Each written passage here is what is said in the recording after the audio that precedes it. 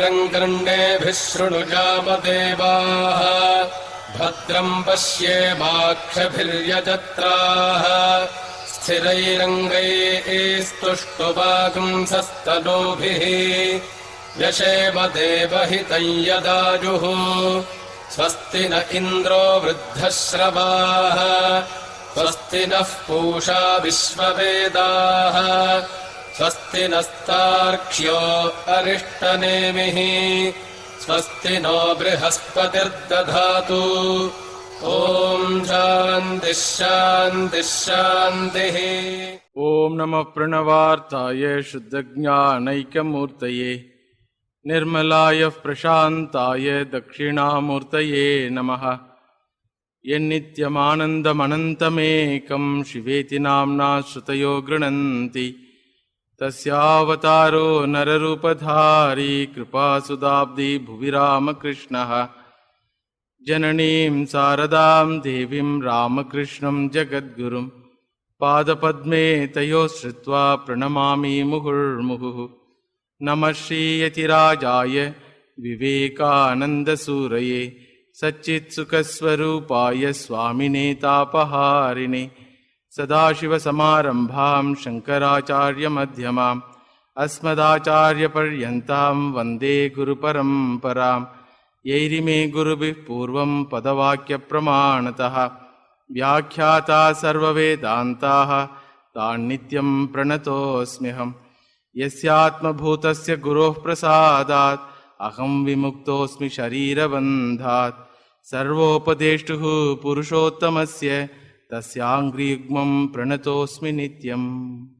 भास्वर भावसागर चिर उन्मत प्रेम पाथार भक्तार्जन युगल चरण तारण भवपार. In this third shloka of Ramakrishna Aratrikam, Swami Vivekananda glorifies Bhagavan Sri Ramakrishna that, O Lord, you are the embodiment of sattvic emotions. You are ever intoxicated with divine love, and you are the ocean of unconditional love. In order to cross the ocean of samsara, we, the devotees, surrender to your holy feet. Swami Vivekananda, with all gratitude, wrote this poem that, O Lord, you have saved me from the repeated cycle of birth and death. So if a jnani chants this shloka will be taken as glorification out of gratitude. And if an ajnani chants this shloka will be taken as prayer for the sake of getting rid of this samsara circle. In the last class we have completed the analysis of the shloka in one way. There Swamiji told devotees, take shelter under your feet because you are the bhavapara taranaha. You help the jignasus, these mumukshus, those who want to get rid of samsara, you help them, therefore they take shelter under your feet. So what type of help? As I told in the last class, Bhagavan gives his blessing for a mumukshu by blessing him with Atma Jnanam. When a artaha, when a person who is suffering in day-to-day life, when he approaches the Lord, Bhagavan helps him by removing his suffering, that particular suffering. When an artharthi approaches the Lord asking for wealth or power, position, Bhagavan blesses him by providing all those external worldly things. When a mumukshu approaches the Lord asking for freedom, asking for moksha, then Bhagavan blesses him with Atma Jnanam. So what type of Atma Jnanam it is? In reality, the mumukshu doesn't have any samsara at all. In reality, the mumukshu doesn't have any suffering at all because there is no second entity as a real entity. This is the knowledge. So here, when we read the same shloka second time, that meaning comes. In the last class, we have completed the analysis of the shloka in one way. Bhagavan is the embodiment of sattvic emotions. Bhagavan is the embodiment of divine love. He loved everyone unconditionally. And to that beloved Lord, a seeker surrenders, and by surrendering, Bhagavan blesses that seeker with moksha. This is the first meaning. The second meaning of the shloka is that Bhagavan, who is the embodiment of sattvic emotions, who is the embodiment of divine love, who unconditionally love everyone, happened to be my real nature. So you have to imagine a dialogue between the Lord and the seeker. So the seeker glorifies the Lord that he has blessed me with knowledge. What type of knowledge I have blessed you? If Bhagavan asks, the seeker will tell that you blessed me with Atma Jnanam. What do you mean by that Atma Jnanam? Then the seeker again chants this shloka, Bhaswara, Bhavasagara, Chira Unmata, Prema Pathar. When we try to understand this line in another way of interpretation, Bhaswara refers to Chaitanya Swarupam. First meaning is, Bhaswara refers to shining. Bhaswara means shining. First meaning. Second meaning is, Bhaswaraha means Chaitanya Swarupam. Bha means to shine.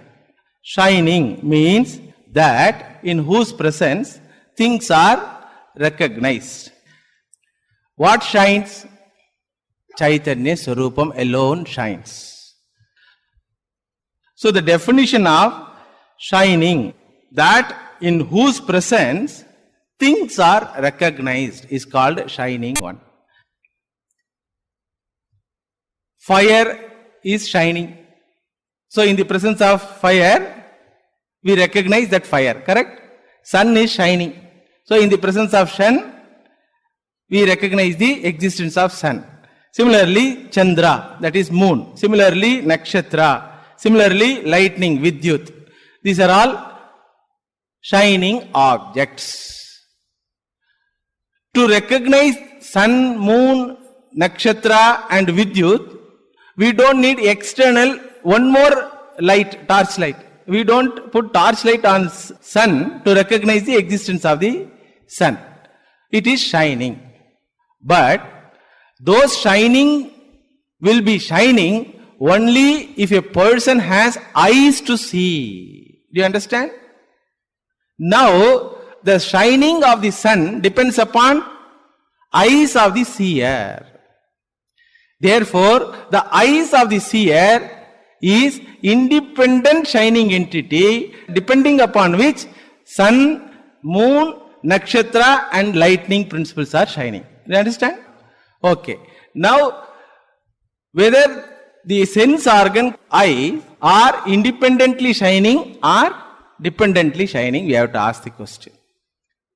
Then when we analyze, sense organs cannot shine independently unless there is a mind.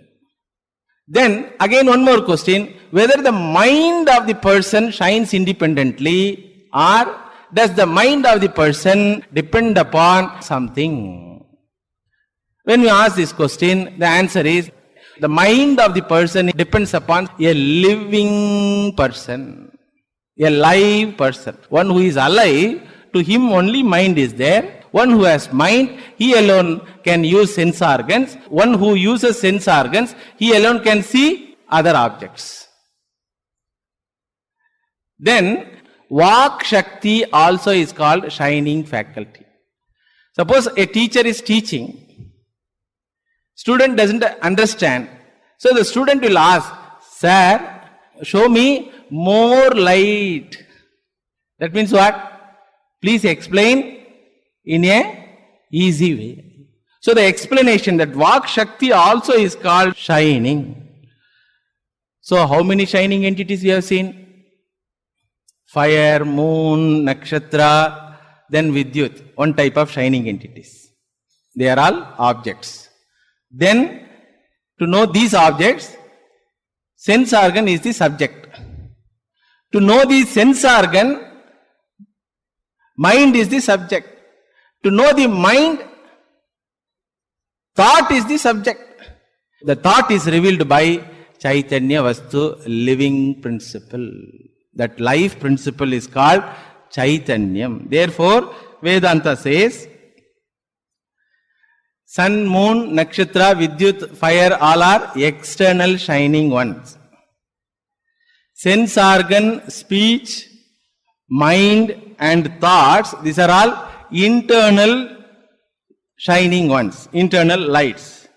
But both these external lights and internal lights will have validity only if a person has life principle called Chaitanyam. Therefore, all these internal and external shining principles depend upon the life principle called Chaitanyam. Therefore, Bhaswaraha means Chaitanya Swarupam. Bha means light, shining. Varaha means supermost or supreme among the shining ones. What is that supreme among the shining ones? Bhasamaneshu varaha yet. That which is supreme, that which is independently shining among the shining entities is called Bhaswaraha. When we analyze it, what it is means Chaitanyam. Therefore, for this Chaitanyam, one name is given Swayam Prakasha Vastu. Swayam Prakasha Vastu. Whether sun, moon, lightning and fire are there or not, to know them we need sense organs. To know the sense organ we need mind. To know the mind we need thoughts. To know the thoughts also we need Chaitanya Swarupam. Therefore, ultimately, Bhaswaraha means Swayam Jyoti Prakasha Tattvam, that is Jyotisham Jyotihi. Upanishad says Chaitanya Swarupam alone is Jyotisham Jyotihi. All other things are Jyotis, shining ones. But all are depend upon this shining one, Swayam Prakasha Vastu. Therefore, it is called Jyotisham Jyotihi. So, how to know it? We can know fire, sun, moon, stars by sense organs. We can know whether sense organs are working or not by mind. We can know whether mind is working or not by thoughts. If you ask any living individual, do you have thinking capacity? He will get angry. What do you mean by that? I am a thinking entity, like that. So how to know this Swayam Jyoti Prakasha Tattvam? When we ask, Shastra says, you need not know it at all. Because you cannot know it as an object of your perception. All other things are object of your perception. The perceiver sees sun, moon, stars through sense organs and recognize it in the mind through thought process if he is a alive one. How to know the Swayam Jyoti Prakasha Tattvam, what is called Chaitanyam? It is not available as the object of perception, but it is the nature of the perceiver. It is the self-evident nature of the perceiver. To know whether sun shines or not, we have to go out and see whether sun shines or not. To know the stars, we have to wait for night hours, then only we can see.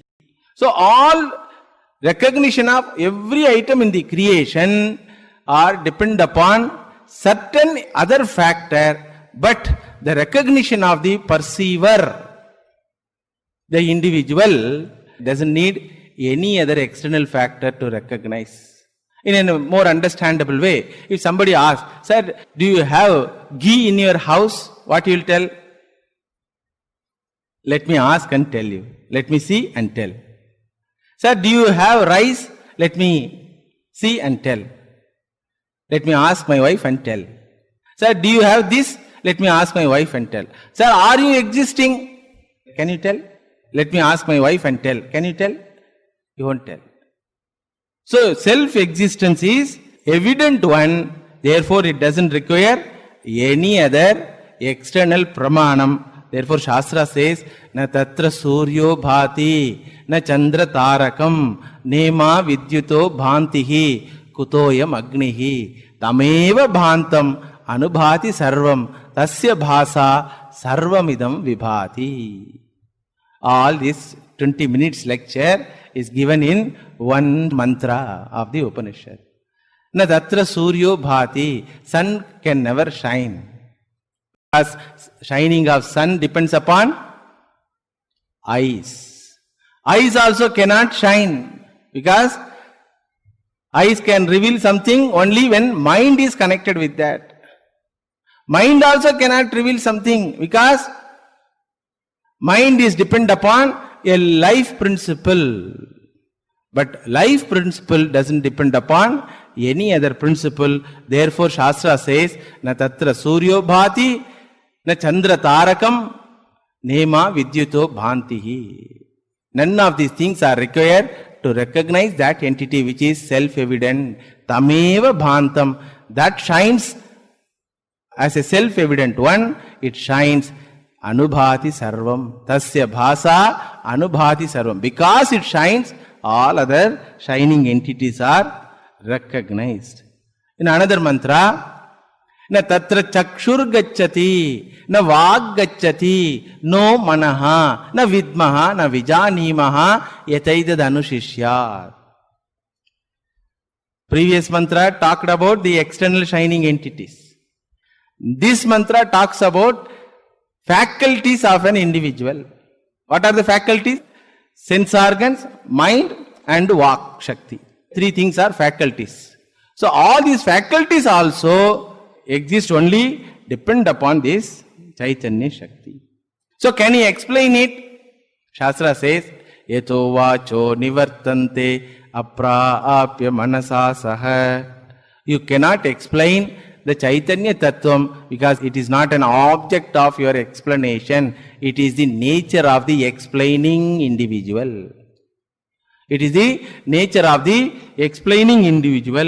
Svena bhasa, svena jyotisha, praswapiti, atrayam purushaha, swayam jyotir bhavati.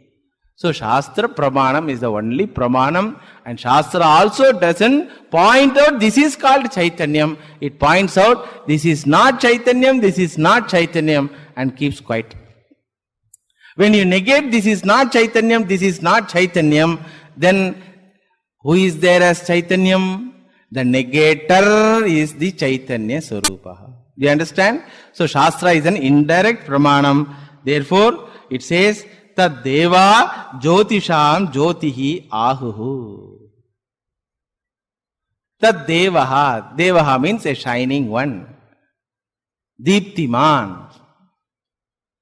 Self-evident one is called Jyotisham Jyotihi. There are so many Jyotis in whose presence we recognize every object in the creation, including the body. How we recognize? Only when mind is there, this idea of body exists, correct? When the mind is resolved in sleep, the idea of body goes away.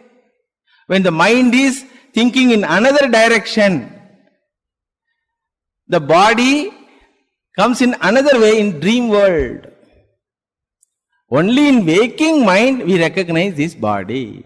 Only in waking avastha we recognize the existence of Chandra, Surya, Nakshatra, Vidyut, etc.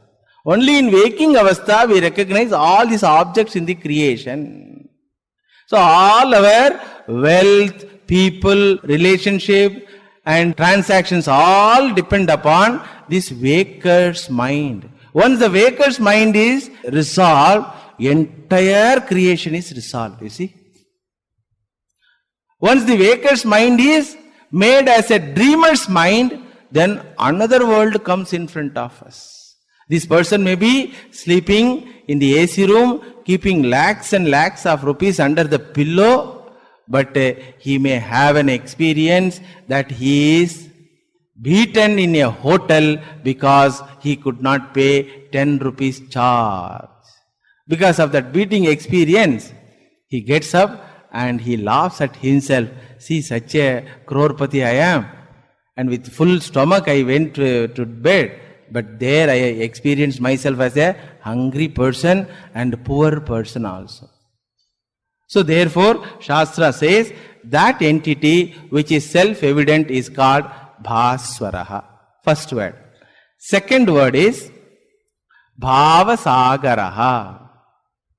Bhavasagaraha, the second meaning of Bhavasagara word is existence. First meaning of the Bhavasagara is what? Emotions. Now the second meaning of Bhavasagara is existence. Because Bhavaha means Bhu Sattayam.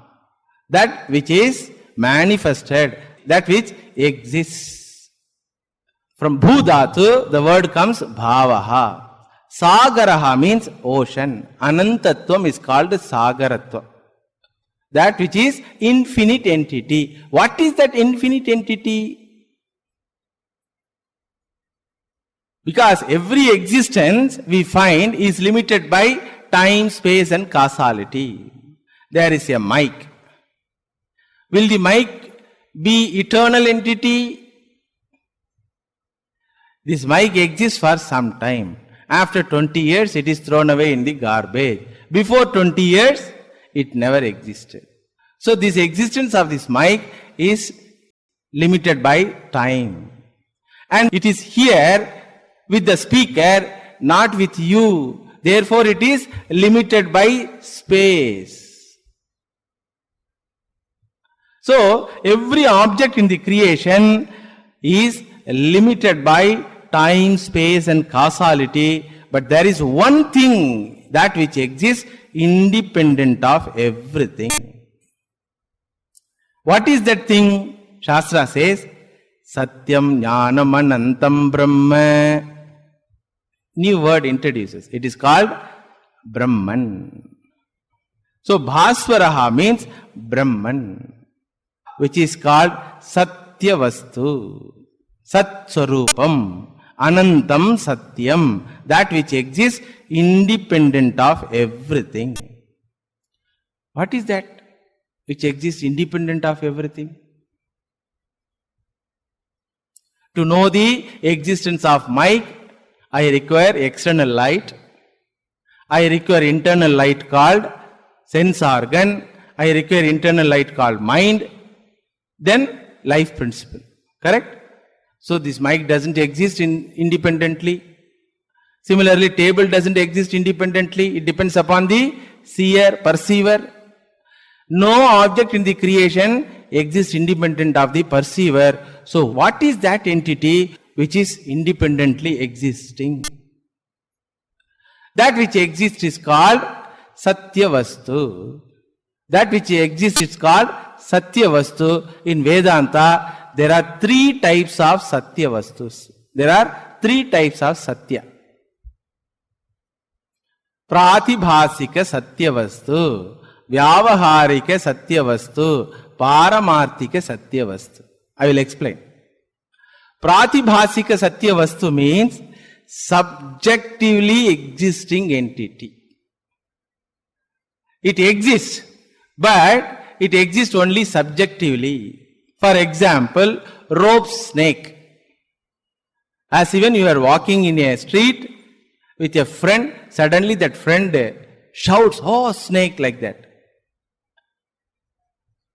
But you are not able to see that snake. When you put a torchlight, what you see? You see a rope. What appears to him when it appeared as snake? Whether it is Satyam or not, according to him it is Satyam. Therefore only he shouted, he jumped also. Another example, dream world. Dream world is experienced by the dreamer. Is it Satyam or not for the dreamer? It is 100% Satyam. That is why he runs. Because tiger is chasing, he is running. 100% Satyam. When he shouts out of anguish, then when mother wakes up, This fellow understands that it is not 100% Satyam. But that moment it was Satyam. Pratibhasakatvat pratibhasika Satyam. It is available, but only for that individual. It is Satyam because for the experiencer, it existed at particular time. Therefore, it is Satyam. But it cannot be accepted as reality, absolute Satyam, because it is negated once he gets up from that dream. Therefore, it is called Pratibhasika Satyam. Subjective world. There are so many daydreamers. There are so many daydreamers. All our daydreams are Pratibhasika Satyam, including a person who loves a girl. So when he loves a girl, when a boy loves a girl, his world is different. You can never understand his thought process. Recently, there was a court case and a judge asked the boy was arrested because he has married a minor girl, 17-year-old girl. The judge asked, do you know what punishment you will get for this? Yes, sir, I know. She liked me, I liked her, therefore we married. Even though her age is not according to marriage age legally, that fellow told. Then the judge told, hey, see her face, such a ugly girl you like. This boy told, sir, you should see her beauty through my eyes, not through your eyes. So the judge astonished to see. It's a great factor. Value of every blessed thing in the creation depends upon the perceiver's mind. Yesterday or day before yesterday, one cinema was released. Many of us were Jivan Muktas. We never bothered about cinema. But there are fellows who paid 2,500 rupees for 2.5 hours of entertainment. And there are still wonderful fellows who did milk abhisheka for the banner of the actor. And if you go and ask that fan, what he will tell? Hey, why you are doing this type of nonsense? Why you are behaving like this? He will tell, what you talk? Don't you know our hero is superhero? See? So, value of every blessed thing in the creation depends upon the perceiver's mind. That world is called Pratibhasamana Jagat. Therefore, the Satyam is called Pratibhasika Satyam. This is one type of world. Another type of world is Ishvara Srishti Jagat. This world and objects in this world, all of them are existing, correct? Mic exists, building exists, and tree exists. All of them are existing. It is available for every perceiver. First one is not available for second person at all. It is only for one person and temporary. The second one is available for all the perceivers. You also see this building, I also see the building. Some person who comes after 10 minutes also will see this building. So this building is also Satyam. This Satyam is called transactional reality, Vyavaharika Satyam. First one is subjective reality, Pratibhasika Satyam. Second one is transactional reality, Vyavaharika Satyam. Why we call it reality? Because it exists.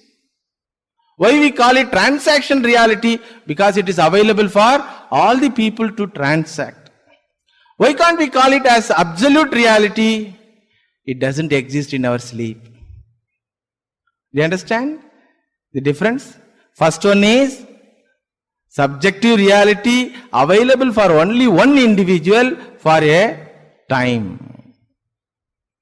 Therefore, since it exists, it is called reality. Since it doesn't exist for all, it is called subjective reality. Since it doesn't exist all the time, all the 3 periods of time, it is not called absolute reality. The second one is, it exists and available for all others also, Therefore, it is called transactional reality, but it cannot be called as absolute reality because it doesn't exist in the deep sleep.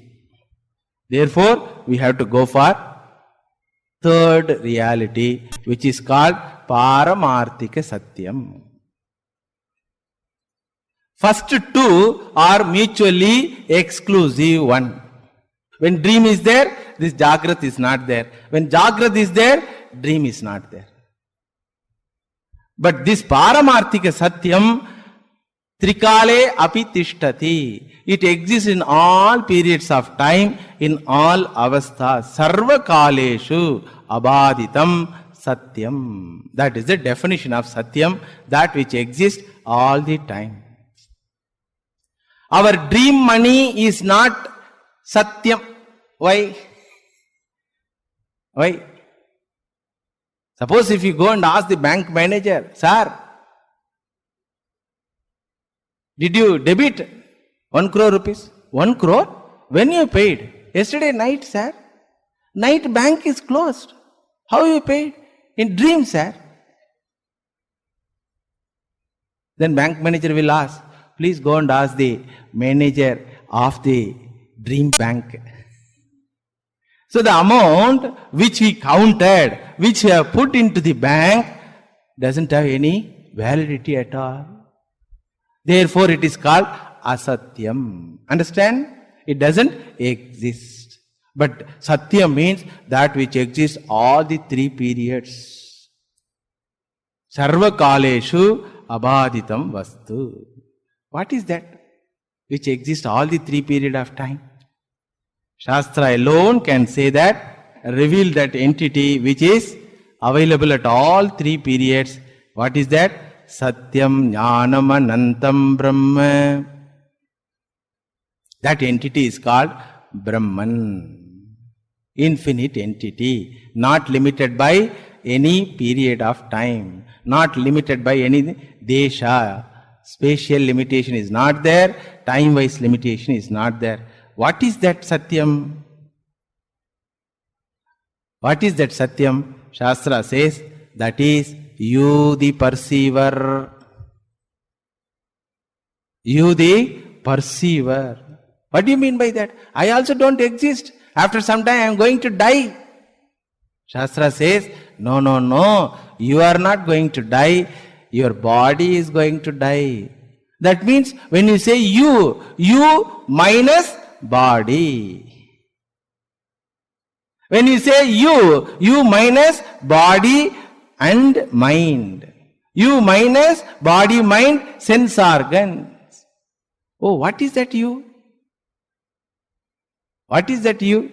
Shastra says, Sadeva Saumya Idamagra Asid Ekameva Advitiyam Brahma.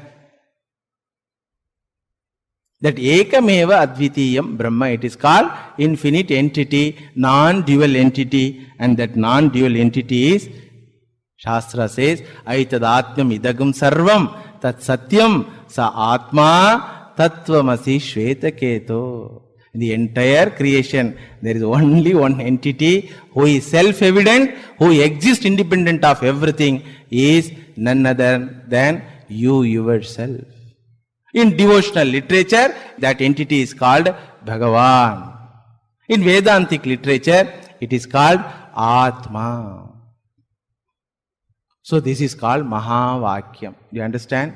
Now, how deep these words used in the Arati Shloka. Simply we are singing, go on singing year after year. So every shloka has Mahavakyam. These two words you put together, it is called Mahavakyam. What is Mahavakyam?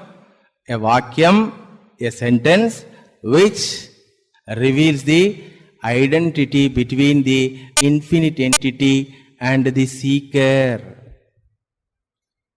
What the seeker is seeking? The seeker is seeking freedom.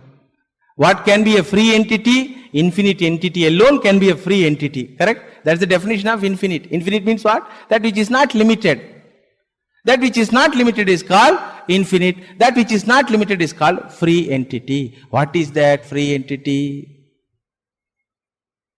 What is that free entity? Shastra says, Aitadatmam idagam sarvam tat satyam sa atma tattvamasi shvetaketo. In the entire creation, there is only one entity who is self-evident, who exists independent of everything, is none other than you yourself. So, in every Veda, there are thousands and thousands of Mahavakyas are there. Among those thousands of Mahavakyas, there are 4 Mahavakyas which are taken as a sample by the Acharyas and explained from each Veda. From each Veda, they have explained how they explained that entity which is called absolute truth is none other than the seeker himself.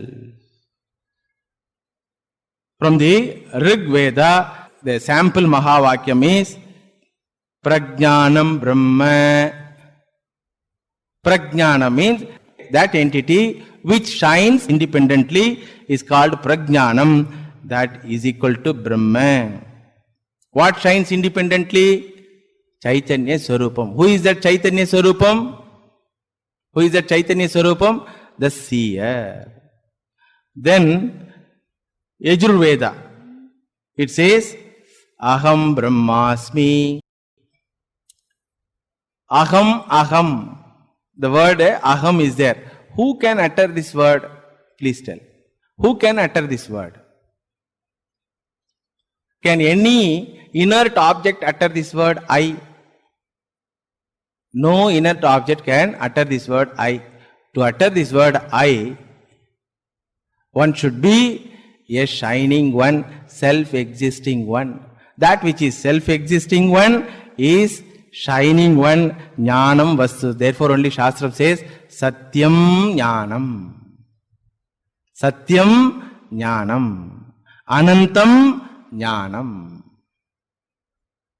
So to say I exist, one should exist. To say I exist, one should be able to recognize his existence. Correct? So therefore, this jnanam and satyatvam goes always with anantatvam, and that is aham iti pratibodha viditam madam. Bodham prati viditam. That which is hidden in every perception. What is hidden in every perception? Please tell. We perceive so many things in our life. What is hidden in every perception? I alone exist in every perception.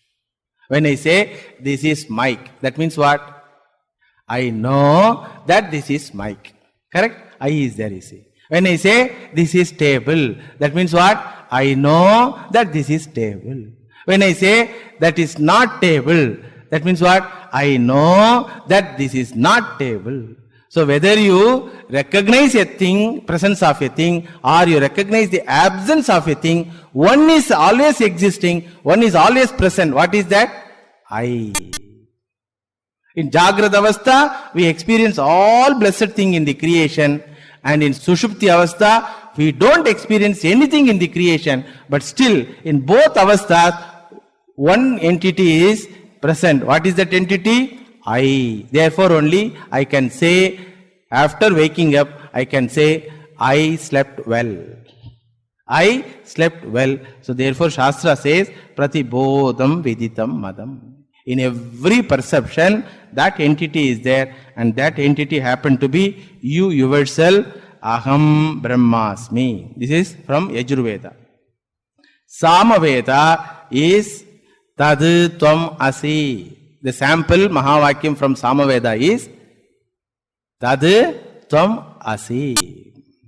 That entity which is ever existing, which shines independently, is none other than you yourself. Sample Mahavakya from Atharvana Veda is I am Atma Brahma. That entity which you say yourself I is none other than Brahma, infinite entity. What is our recognition of I? What is the meaning given by us for this word I? Suppose somebody asks, who are you? What we say? I am. What we say? I am Krishna. That is your name. Who are you? I am son of Ramachandra. That is father's name. Who are you? I am husband of so and so. That is your status, social status. Who are you? I am engineer. That is your profession. Who are you? I am human being. I am human being. That is species of your body. Who are you? I don't know, Swami. Don't bore me. Please you yourself tell. The Swami says, taking Mahavakya, the Swami says, Tad Tvam Asi. Understand? So by the sheer knowledge, the entire samsara of the seeker is simply wiped off. That's what Swamiji says, Oh Bhagavan, I was troubled like anything, having one opinion about myself, without any verification of data, without the verification of reliability of the data. I have a judgment about myself that I am a small body. I am an entity which is subject to birth and death. I am troubled by other bodies. Like that, varieties of ideas and judgments I had about myself. When I surrender to you, you have saved me from this suffering, because the entire suffering is not a real one. It is just a confusion about myself. I have given a wrong judgment. How can you say that it is a wrong judgment? Because the judgment doesn't have proper data. There is not a single data to prove any individual as human being. Suppose somebody asks you, how can you prove that you are human being? Please tell. You have to think. You can meditate on this question. Suppose somebody asks you, how can you prove that you are a doctor? Immediately what you will tell? See the certificate given by medical council. How can you prove that you are so and so's husband? You can call your wife, Amma, tell. Correct? Proof is there. How can you prove that you are a father? You call children and ask them to prove. Suppose somebody asks, how can you prove that you are a human being? Shastra challenges, you don't have data at all. You don't have any data at all. You cannot say, I am using this body, therefore I am a human being. Can you say? Vedanta will tell, because you use this body, therefore only I say you are not human being. When you use a car, can you say I am car? When you use a pen, can you say I am pen?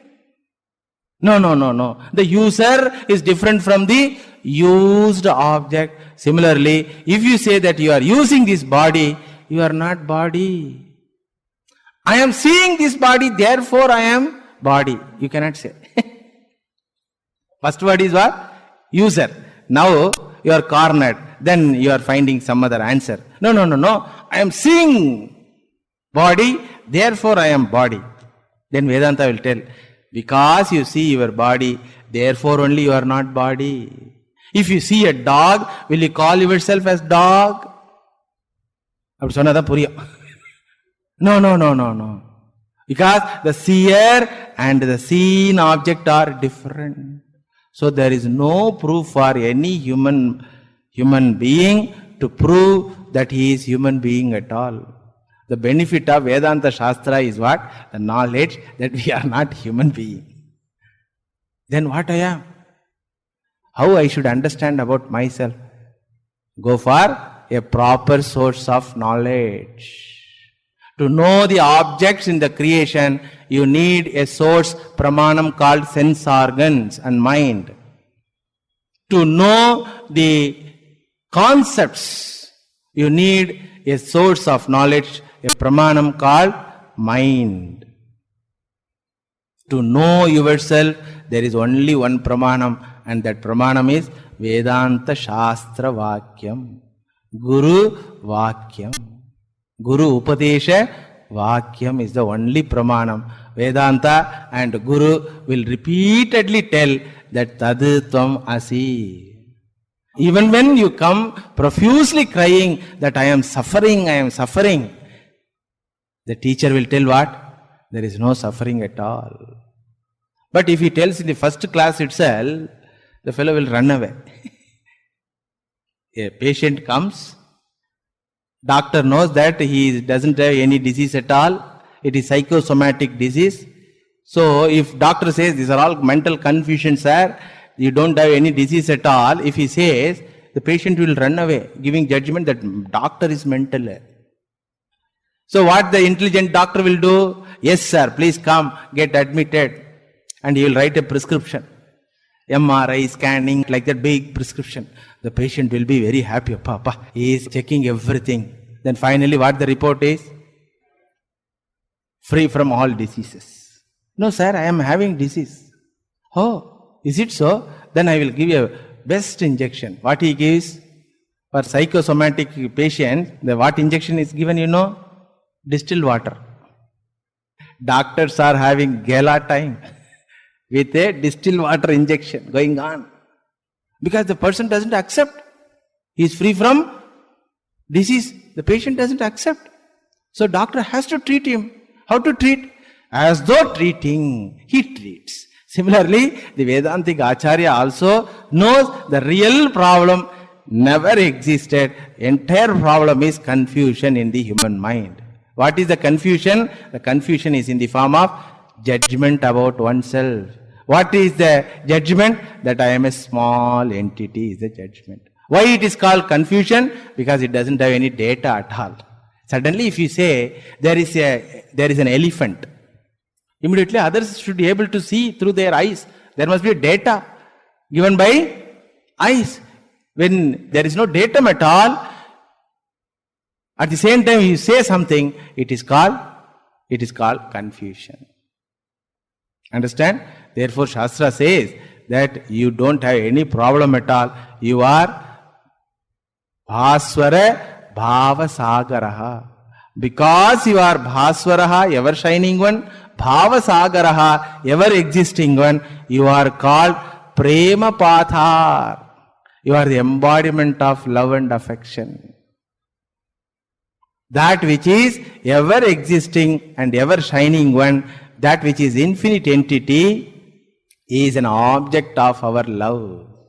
That which is an infinite entity is an object of our love. Shastram says, Tadeva preyaha putrat, preyaha vittat, preyaha anyasmat sarvasmat, antarataram yadayam atma. The entire creation, one thing is the object of your love. What is that thing? Yourself. You love yourself. When you understand there is no second entity at all in the creation, you love all other human beings. When you understand in all human beings you are the shining entity, you love all human beings. Not only all human beings, all living beings you love. As long as the shining entity shines in a particular body, that body becomes object of our love. Whom we love? Please tell. Whom we love? A living one only we love, correct? What is that life principle? It is Chaitanyam. Who is that Chaitanyam? It is you. Yasmin sarvani bhutani atmaiva bhut tatra ko mohaha kashokaha. When you understand, He alone manifests as all living beings, then you are the embodiment of love and affection. Nava are patyuk kamaya pati priyaha bhavati, atmanastu kamaya pati priyo bhavati. Nava are jayayai kamaya jaya priya bhavati, atmanastu kamaya jaya priya bhavati. Nava are putranam kamaya putraha priya bhavanti, atmanastu kamaya putraha priya bhavanti. No one loves anyone unless there is the presence of this ever shining Atma Vastu. Understand? No one can love anyone unless there is a manifestation of that shining entity. I told you in some other class. Suppose there is a death. Husband died. wife will be crying. A Swami who doesn't have any work like me goes and asks, Amma, why you are crying? What the mother will tell, that wife will tell, my husband passed away. Keeping the dead body of the husband, the mother will tell, what? My husband passed away. The Swami is a mischievous one, so he shows that body. He is lying here, your husband is lying here, you are telling he has passed away. Then what that mother will tell? Swami, don't you know this much also? This is not my husband, this is my husband's body. If husband's body is not husband, who is that husband? If husband's body is not husband, wife's body also is not wife. Child's body also is not child. Amma, now you are telling that your husband's body is different from your husband. If you know this truth while he lived, when he lived, if you would have known this truth, your relationship would have been a spiritual relationship, not a physical one. Do you understand now? So therefore only Shastra says, no one can love any entity unless there is a presence of, there is a manifestation of this ever existing, ever shining one. Tadetat putrad preyaha, vittad preyaha, sarvasmad anyasmad antarataram yadayam atma. Of all lovable entities, this Atma Vastu, what is that Atma? Atma means I, first person singular, is the most lovable one. Therefore, Yajnavalkya Rishi says, Atma va are drashtavyaha, are Maitreyi, my dear wife, Maitreyi, Atma are Atma va are drashtavyaha. See the level of dialogue between husband and wife in those days. Now what is the level of dialogue? You know. In our Vedic time, the quality of dialogue between husband and wife, highest spiritual wisdom are talked in the households. Slowly, the spiritual wisdom is lost in the society. Therefore, only Bhagavan has come as Bhagavan Sri Ramakrishna and revived this knowledge through the disciples. Among those disciples who received this knowledge is Swami Vivekananda. Swami Vivekananda himself says, O Lord, you have blessed me with this knowledge. What knowledge? Bhaswaraha Bhavasagaraha. First meaning is, you are Bhaswaraha Bhavasagaraha. Second meaning is, I am Bhaswaraha Bhavasagaraha. More we will see in the next class. 3 shlokas are over. So far 20 hours of analysis has been done. Those who are newcomers, they can learn this class through website. There is a website belong to Ashrama, chennaimat.org. All the classes are uploaded there. This class is 20th class. For 3 shlokas, 20 hours we have spent. Still 5 shlokas are there. So I request newcomers to go through the previous classes so that you can enjoy the future classes. Niranjanam nityam anantarupam bhaktanukampa dhrita vigraham vai Ishāvataram parameshamedhyam tam Ramakrishnam shirasa namami. Om Shanti Shanti Shanti Harihi Om Tatsat Shri Ramakrishna Arpanamastu.